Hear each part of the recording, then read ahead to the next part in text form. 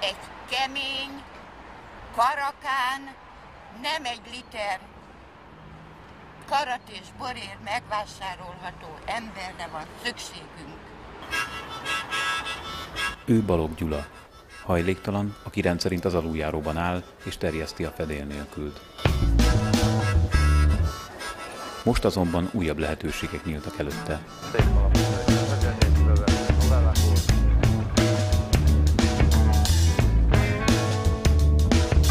Ő az első hajléktalan Magyarországon, aki a nemrégiben indult tapasztalati szakértői képzés keretein belül, igaz egyelőre csak gyakornokként, de segítheti a kormány munkáját a hajléktalan kérdés megoldásában.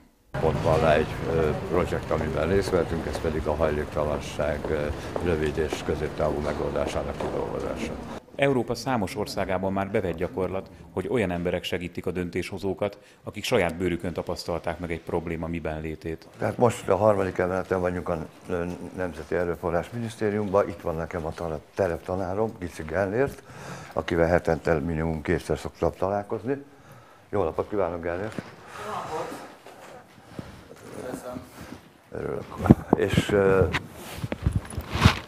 itt ilyenkor megbeszéljük, hogy milyen feladataim vannak, vagy pedig milyen előrelépés van a rövid és középtávú program kidolgozásában.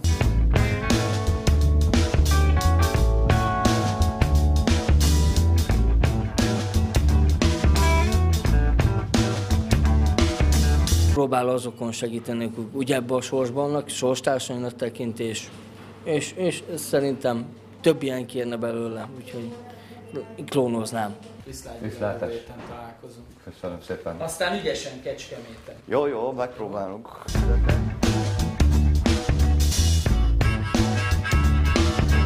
Most megyünk a Menhely Alapítvány Kürt utcai irodájába. Itt intézem el a gyakorlati munkámat is, tehát innen e-mailezek. Szerbusz. Kedv van. Kedv van. Kösz. Készítek egy limonádét. Telefont tudok használni, nem mobilra, tehát városira.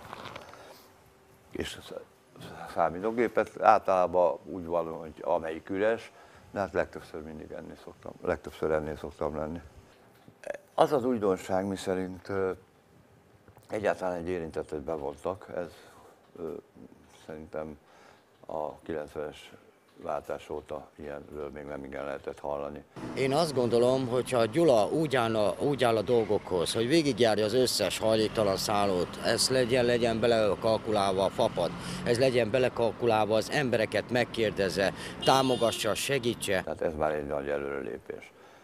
Azt hiszem, most a szakma is sokkal jobban be van vonva a munkába, a stratégia kidolgozásában, mint ezelőtt volt az utóbbi években. Ha bele tudna úgy szólni, és hallgatnának rá, hogy elfogadnák, úgy mondom, ő beadványát, és elfogadnák, akkor talán lenne valami belőle. Ez egy pozitív előremutató jel. Azt mondom, hogy ezt már régen meg kellett volna tenni. Mivel attól, hogy a minisztériumi tapasztalati szakértői terepgyakornok vagyok, ettől még nem lett több a jövedelemforrásom, ugyanúgy a rokkanyugdíjamból és a képzési ösztöndíjból élek, és emiatt folytatnom kell a terjesztést, főleg a hó vége felé.